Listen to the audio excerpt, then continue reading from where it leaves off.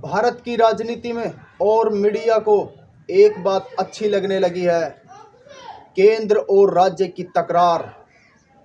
केंद्र कहता है कि सीएए को लागू करेंगे, लेकिन कोई राज्य कहता है हम इसको लागू होने नहीं देंगे। फिर मीडिया को ये खबर मिलती है और मीडिया बड़े बड़े चैनलों पर इन्हें चलाता है, लोगों तक पहुंचाता है, अच्छी टीआरपी मिलती है। लेकिन ये टकराव भारत के लोगों के लिए बेहद खराब है। इससे आपकी गति ही नहीं बल्कि आपका भविष्य भी मारा जा रहा है। केंद्र कुछ कहता है, राज्य कुछ करते हैं।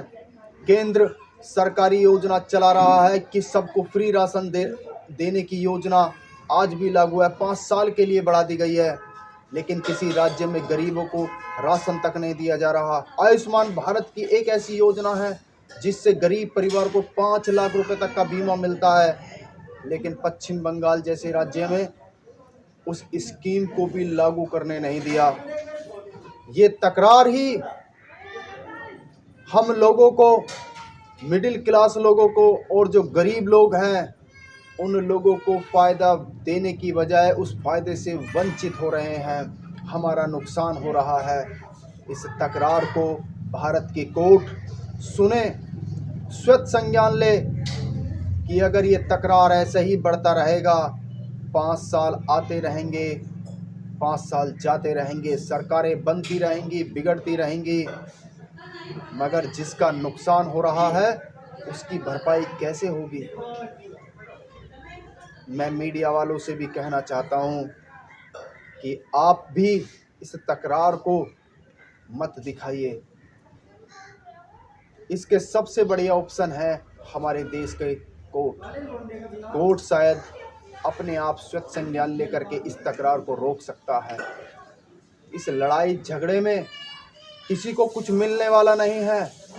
नेताओं को तो टीआरपी मिलेगी, नेताओं को तो वोट मिलेगा, नेताओं को पैसा मिलेगा, नेताओं को दल बदल करने के लिए बड़ी बड़ी पार्टियां मिल जाएंगी, लेकिन गरीब आदमी, भारत के युवा को क्या मिलेगा, भारत की माता बहनों को क्या मिलेगा, भारत के जवानों को क्या मिलेगा।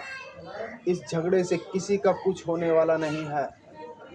इस झगड़े से बाहर निकल करके एक राज्य में भी ऐसी सरकार चुन लीजिए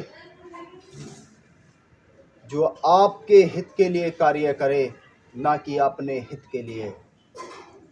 दिल्ली के एक मालिक हैं, वो आपको फिर एक सपना दिखा रहे हैं कि 2024 में अगर हमारी सरकार आती है तो भारत को हम नंबर 1 देश बना देंगे। जिस आदमी से दिल्ली आज तक नंबर 1 नहीं बनी, जिस व्यक्ति से दिल्ली आज पूर्ण रूप तक स्वच्छ नहीं बनी, जिस आदमी से यमुना पिछले 10 सालों से साफ नहीं हुई, जिस आदमी से दिल्ली के प्रदूषण को 2% भी नहीं घटाया जा सका, दिल्ली सरकार के उस एक ऐसे मालिक ने ओड इवन जैसी स्कीम को ला करके लोगों का नुकसान किया, जिसे कोर्ट ने भी एक बहाना करार दिया है। वो क्या देश को नंबर 1 बनाएंगे।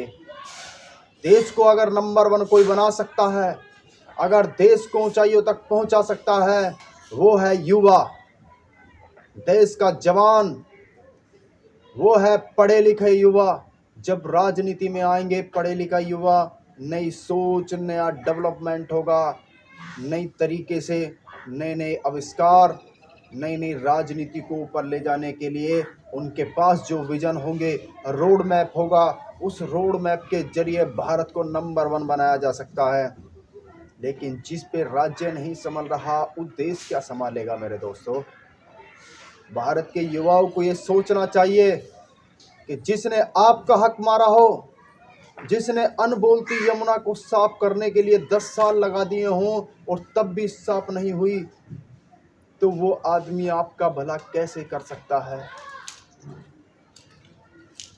कोई बिन बोलते जीवों का राशन खा जाता है और मिडिल क्लास के पास इतना तो समय ही नहीं है कि वो सड़कों पर हर बार उतरे, लेकिन जब जब अति होती है, जब जब सड़कों पर उतरना चाहिए और सरकार से सवाल करने चाहिए।